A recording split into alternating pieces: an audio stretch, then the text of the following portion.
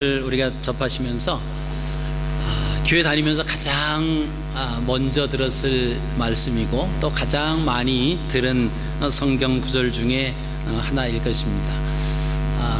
심지어 그 주일학교를 다니셨던 분들은 손가락으로 이렇게 표시를 하면서 요한복음 3장 16절을 아마 암송하셨을 겁니다. 하나님이 세상을 이처럼 사랑하사 독생자를 주셨으니 이는 저를 믿는 자마다 멸망하지 않고 영생을 얻게 하려 하심이니라. 그럼 그 율동 아세요? 이 찬양의 노래의 율동이 아세요? 하나님이 세상을 이처럼 사랑하사 독생자를 주셨으니 누구든지 예수 믿으면 멸망하지 않고 영생을 얻으리로다. 요한복음 3장 16절. 아마 유치원에 주일학교 다니셨던 분들은 아마 기억이 새로울 거고, 아마 그 주일학교 생활을 못하신 분들은 저런 것도 있었구나, 아마 그렇게 하실 겁니다. 지난 금요일부터 그 시너드 총회가 열리고 있습니다. 어제도 하루 종일 저녁 때까지 참석을 했는데, 그 섹션 중에서 어떤 섹션이 있었냐면, 이제 지금 전 세계적으로 또 우리가 속해 있는 이 연합교단 위기가 온 거예요. 뭐냐면 자꾸 이제 인원이 줄어드는 겁니다. 그런데 재정은 안 나오는 거예요. 그 교회를 관리를 해야 되는데 관리할 능력이 없어지고, 그래서 이제 나오는 것이 어떻게 하면 부흥을 할 수 있느냐. 그룹 토의를, 테이블별로 이제 토의를 하는데, 거기에 이제 기본적인 아무것도 없이 어떻게 성장할 거냐 이렇게 준 것이 아니라, 성장하기 위해서 이런 방법으로 하려고 하는 이제 시노드에서 어떤 그 프로포저를 제시한 그 내용 중에 하나가 뭐냐면, 좀 이렇게 같이 각 교회 성도님들을 같이 좀 모아서 이렇게 좀 훈련을 시키고, 이렇게 좀 정말 소명이 뭔가 이렇게 하고, 그런 다음에 각 교회로 가서 부흥을 하는 그런 방법이 하나 있지 않겠는가라고 하는 그 올라온 내용이 있었습니다. 전 이제 그것을 보고 같이 테이블 디스커션을 하면서 그런 생각을 했습니다. 야, 이게 참 문화의 차이가 있구나. 문화의 차이. 이 호주 사람들 마인드는 그렇게 해서 각자의 교회로 돌아가서 또 열심히 충성할 수 있을지 몰라요. 그러나 한국 사람들의 마인드는 뭐죠? 어느 교회에서 다 모여가지고 열심히 교육을 받았어요. 그러면 어떤 마음이 생기죠? 우리 교회보다는 여기 눌러 앉아서 이 교회 나가면 좋겠다, 그러는 경우가 많이 일어난다라고 하는 거예요. 이게 이제 문화적인 차이죠. 그 호주 사람들은 그게 가능하다라고 하는 거예요. 하나님께서 자기에게 주신 그 교회, 거기에서 하나님이 자기를 불러주신 그 소명이 있고, 거기에서 섬겨야 할 그런 것들이 어느 정도 이제 자리가 잡혀져 있는 가운데서 교육을 받으면 거기서 가서 이제 할 수 있는. 근데 이제 여력이 없는 거예요. 이 사람들이 이제 나이가 평균 연령이 80을 바라보니까 이제 사실은 힘들죠. 그래서 제가 이렇게 시간을 대하면서 이 문화를 모르면 이 문화적인 차이가 그렇게 많구나. 그래서 한국 사람들이 호주에 왔으면 호주화 돼야지, 왜 한국 사람들끼리 모여서 예배를 드리고 왜 한국어를 쓰면서 꼭 그러게 되느냐. 호주 사람들이 이렇게 생각합니다. 이렇게 생각을 해요. 그러니까 참 이 에스닉 그룹들이 와서 이제 호주에 왔으면 호주의 동화가 돼서 예배도 그렇게 해야 되는데 왜 그러지 못할까 이해를 못하는 거예요. 근데 그들이 놓치고 있는 부분이 있는데, 그것이 뭐냐면, 아무리 영어를 잘해도 호주 교회에 가서 그 영어로 설교하고 영어로 예배 드리는 그 부분이 다 이해한다라고 치더라도 이 깊은 곳에서 우러나오는 그 문화로부터 나오는 그 감정과 그런 그 느낌은 불가능하다라고 하는 겁니다. 일제강점기에 있을 때 그 당시에 살으셨던 분들은 담 밑에 선 봉선하여 내 모습이 처량하다, 이게 무슨 뜻인지 알아요. 그리고 그 가사만 봐도 참 정말 그 나라의 전체적인 그런 모습을 그릴 수가 있습니다. 그러나 오늘날 그 시대를 모르는 사람들이 그 가사나 그 노래를 부르는 사람을 그것을 그냥 들으면서 뜻은 알죠. 담 밑에 선 봉성아, 그 모습이 왜 처량할까? 그게 처량하나 보다, 뭐 여러 가지로 생각할 수 있지만 원래적인 의미는 사실은 느끼지 못하면 그 본질적인 말에 대한 그 가사에 대한 의미를 모르고 나면 그냥 수박 겉핥기식이다라고 하는 것입니다.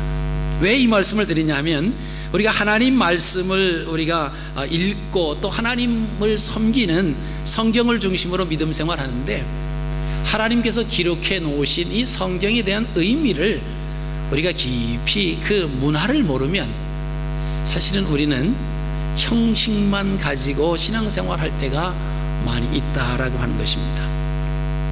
성경을 기록했을 때는 히브리 사람들 중심으로 성경이 기록됐습니다.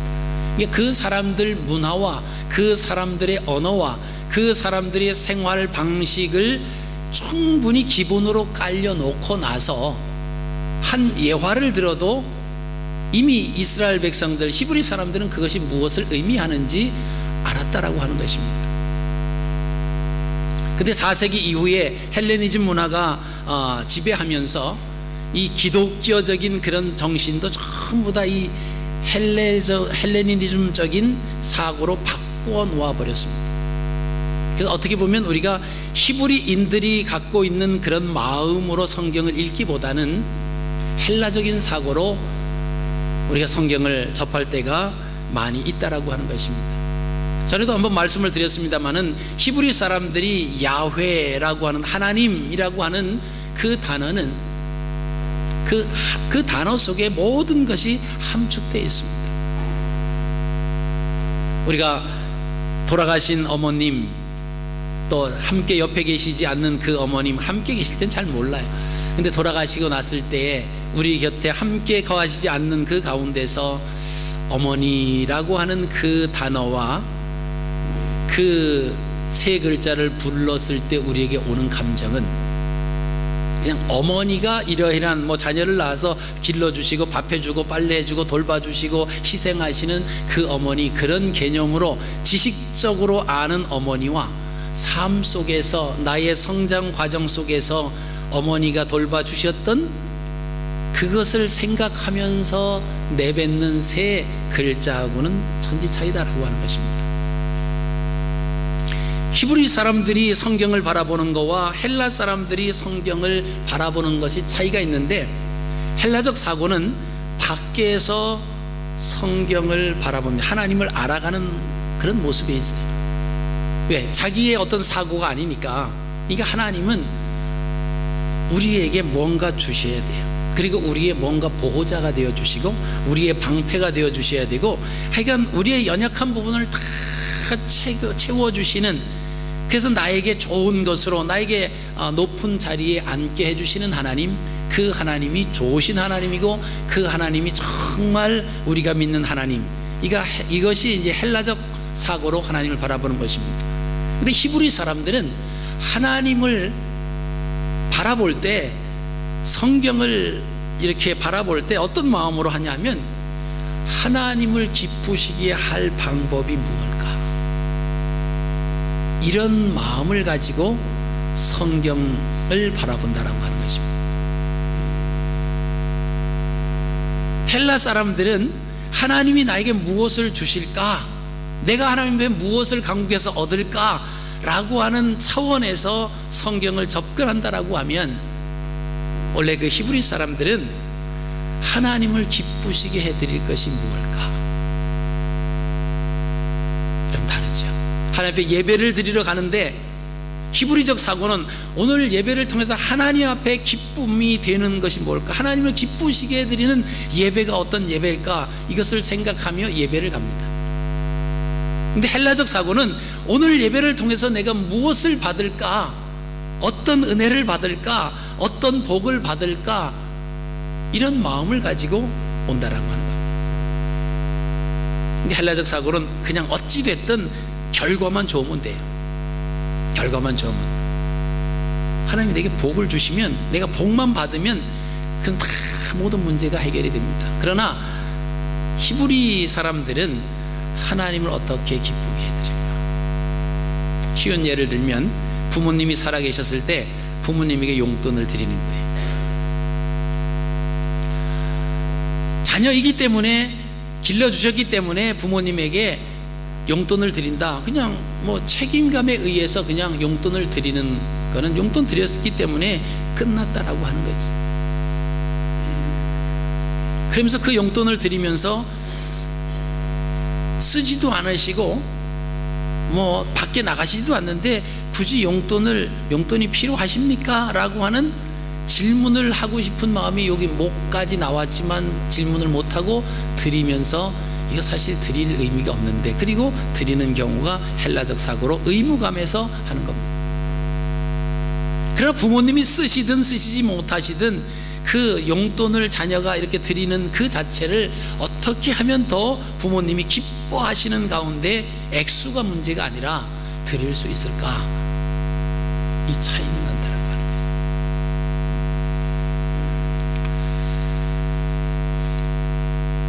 거죠. 오늘 나오는 하나님께서 이처럼 사랑하사라고 하는 그 단어를 우리가 한번 생각을 해보시기를 바랍니다. 헬라적 사람들이 사랑하면은 감정적인 상태를 연상을 합니다. 사랑하면 뭔가 받아야 돼요. 사랑하면 뭔가 좋은 거고, 감정적으로 어찌할 수 없는 그 기쁨이 있고 뭔가 내게 돌아오는 것이 있는 것이 사랑입니다.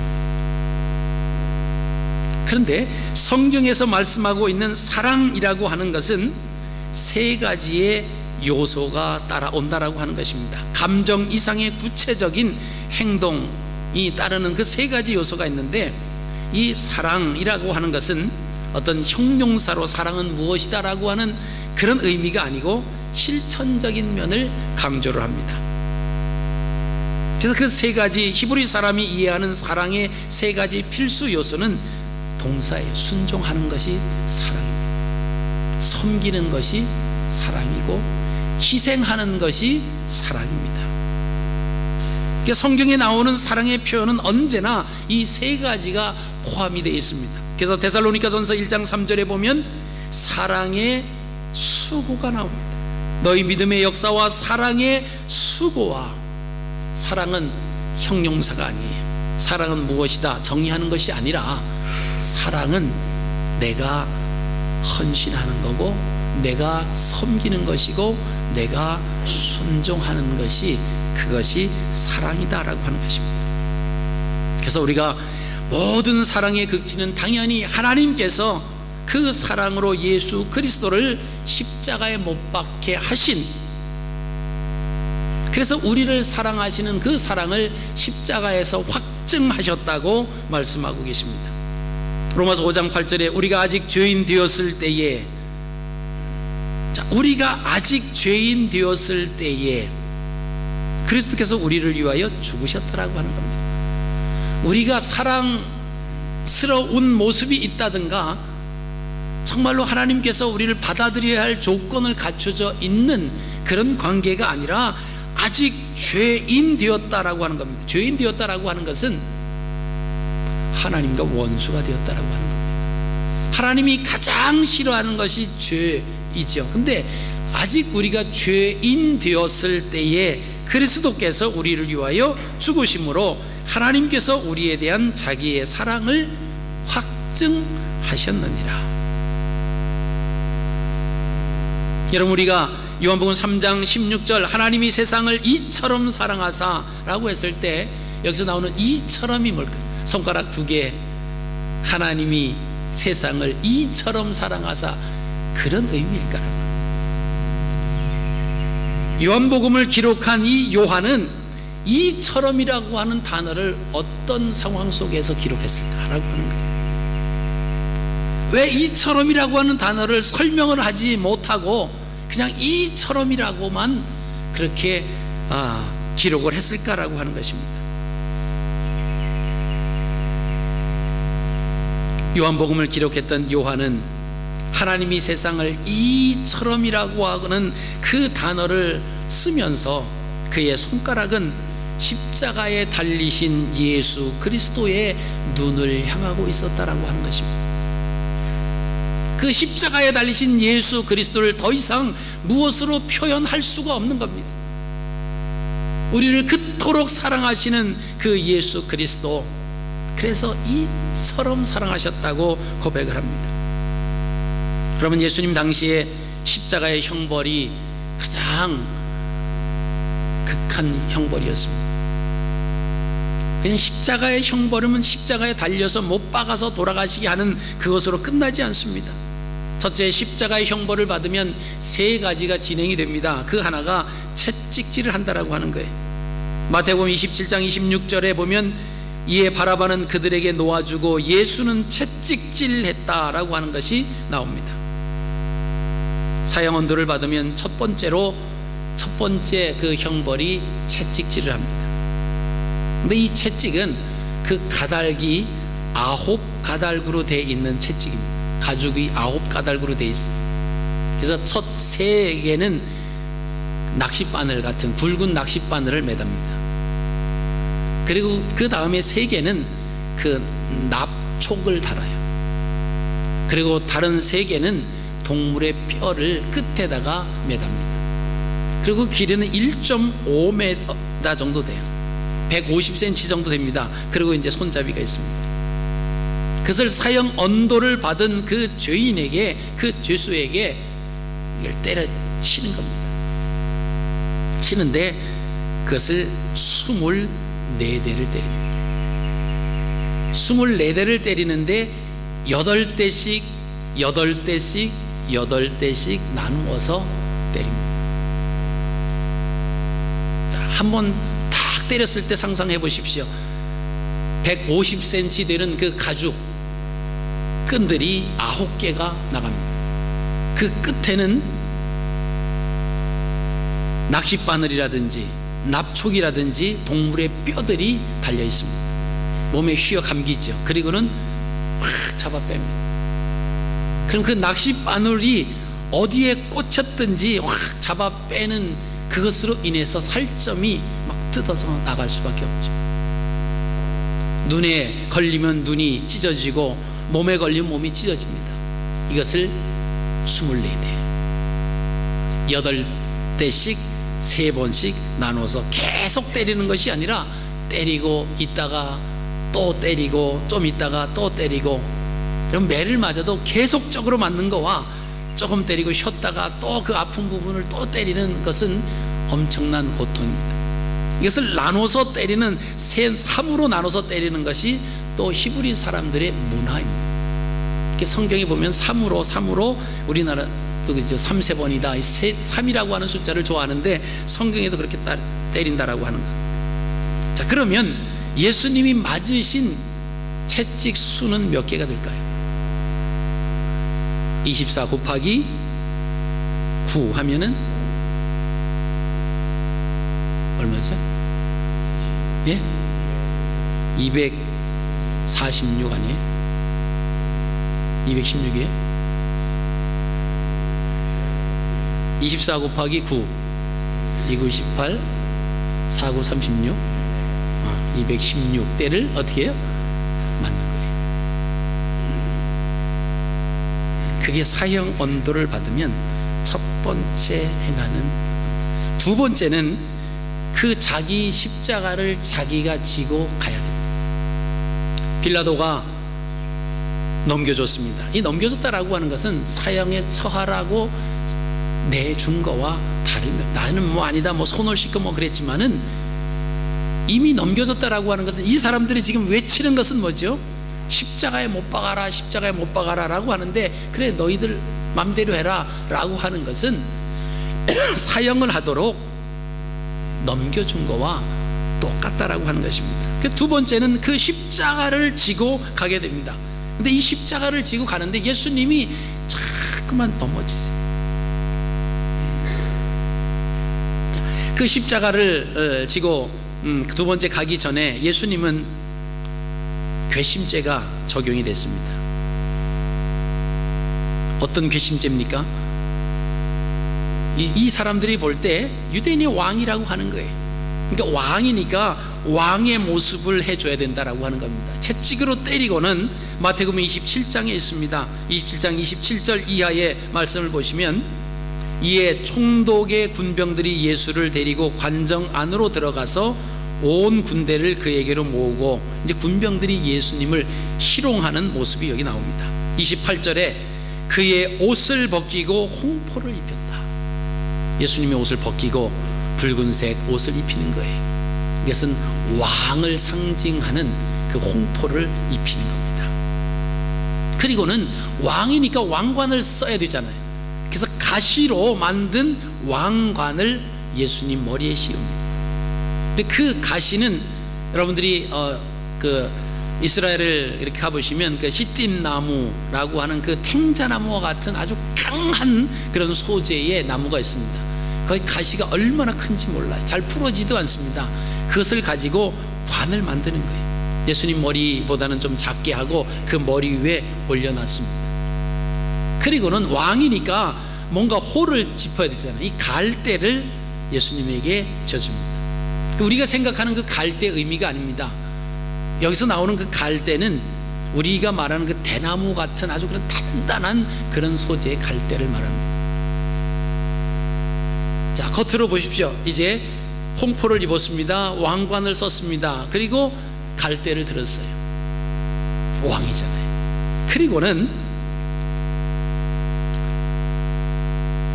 29절에 가시관을 엮어 그 머리에 씌우고 갈대를 그 오른손에 들리고 그 앞에서 무릎을 꿇고 희롱하여 이르되 유대인의 왕이여 평안할지어다. 자, 왕으로 그렇게 모습을 갖춰놓고 거기서 무릎을 꿇어서 예수님을 바라보면서 희롱하는 거예요. 왕이여, 유대인의 왕이여 평안할지어다. 그리고는 그에게 침을 뱉습니다. 그리고 그 갈대를 뺐어요. 그리고 그의 머리를 쳤다고 성경은 말합니다. 지금 그 머리 위에는 뭐가 있죠? 가시관이 있어요. 그 위에다가 그 머리를 쳤다라고 하는 것은 그 가시가 이게 여기 박혀 있는데 그것을 때리면 뭐가 돼요? 망치질하는 것 똑같습니다. 그럼 피가 머리로부터 터져서 흘러져 내리는 그 일이 예수님이 이제 괘씸죄에서 십자가형보다 플러스 괘씸죄에 더하는 거예요. 그것이 마태복음 27장 27절부터 31절에 나옵니다. 그리고 희롱을 다 한 후에 홍포를 벗기고 도로 그의 옷을 입혀 십자가에 못 박으려고 끌고 나갔다. 자, 이런 일을 당하시니까 예수님이 너무나 탈진해 있는 겁니다. 근데 그 십자가에 못 박아서 처형하는 시간이 정해져 있습니다. 그 시간 안에 가서 처형을 해야 돼요.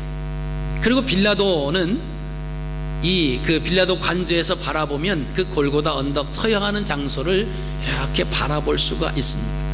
그 위에다가 처형하느냐 안 하느냐를 사실 그 관저에서 볼 수 있는 거예요. 그 시간대까지는 십자가에 못 박아야 되는데 예수님이 자꾸만 넘어지잖아요. 자꾸만 넘어지니까 옆에 있던 누굽니까? 그 군인의 시몬을 데려다가 강제로 십자가를 지워서 골고다 위로 언덕에 올라갔다라고 하는 것입니다. 그리고 그 십자가를 지고 간 그 십자가에 자기가 달리는 이것이 바로 십자가형이다라고 하는 것입니다.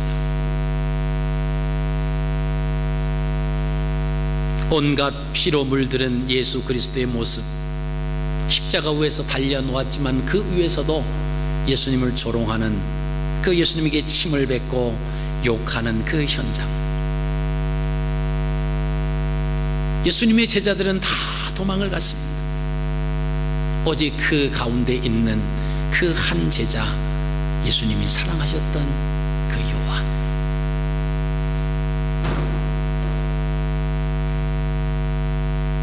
그 요한이 지금 예수 그리스도를 바라보고 고백하는 겁니다. 하나님이 세상을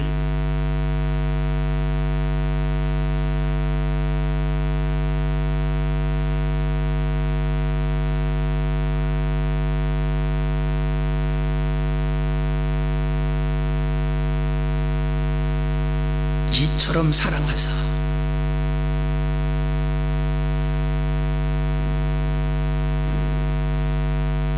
그 이처럼이라고 하는 그 단어 이외에는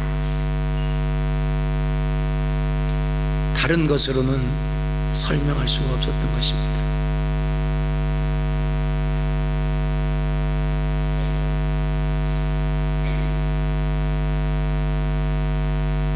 주님의 머리와 주님의 눈에서 그리고 온 몸에 흘러져 내리는 그 피를 보면서 우리가 아직 죄인 되었을 때 하나님께서는 우리를 사랑하셔서 그 예수 그리스도를 십자가에 못 박혀서 우리를 사랑하시는 그 사랑의 모습 앞에 요한은 그렇게 고백을 하는 겁니다. 여러분, 이 사랑을 우리가 받았다라고 하는 것입니다. 그 사랑은 순종하는 것입니다. 그 사랑은 섬기는 거였습니다. 그 사랑은 희생하는 것이었습니다. 이제는 우리가 이 사랑을 받았기 때문에 우리가 이제는 사랑을 받기 위해서 더 받을 사랑이 있는 것이 아니라 엄청난 제일 큰 사랑을 받았기 때문에 이제는 우리도 순종하는, 섬기고 희생하는 그 사랑, 이제는 우리가 받는 것이 아니라 주는 것입니다. 우리는 예수님의 그 순종이 없었다라고 하면 구원받지 못했습니다. 우리는 예수님의 그 섬김이 없었다라고 하면 하나님의 자녀가 되지 못합니다. 우리는 예수님의 희생이 없었다라고 하면 천국 백성이 될 수가 없습니다. 여러분, 그 순종과 그 섬김과 그 희생이 바로 사랑입니다. 근데 우리는 아직도 헬라적인 사고를 가지고 나를 사랑해 달라고, 나를 알아달라고 여러분 우리가 그렇게 말한다라고 하면 우리는 하나님께서 우리를 얼마나 사랑해 주셨는지 그 사랑의 의미를 깨닫지 못하고 어린아이와 같이 철부지처럼 우리가 살아가고 있다라고 하는 것입니다. 여러분, 우리는 하나님의 그 사랑에 집중해야만 합니다. 엄청난 사랑을 받았습니다. 우리는 그 값을 모르고 살면은 안 됩니다. 이제 우리는 서로 순종하며 살기를 여러분 고백하십시오. 그리고 서로 섬기며 살겠다고 고백하십시다. 그리고 서로 희생하며 살겠다고. 하나님 전에 나와서 누군가 나를 알아주기를 원하기보다는 내가 순종하고 내가 헌신하고 내가 희생하는 삶, 이것이 하나님께서 우리에게 허락해 주셨던 그 사랑이에요. 그 사랑의 모습을 이제는 너희도 그렇게 행하라고 우리에게 말씀해 주십니다. 잘못된 사랑은 받는 것만 생각합니다. 그것은 진정한 의미에서 사랑은 아닙니다. 하나님의 그 사랑을 우리도 이제는 행하면서 살아가는 그런 갈릴리 공동체가 되시기를 주님의 이름으로 축복합니다.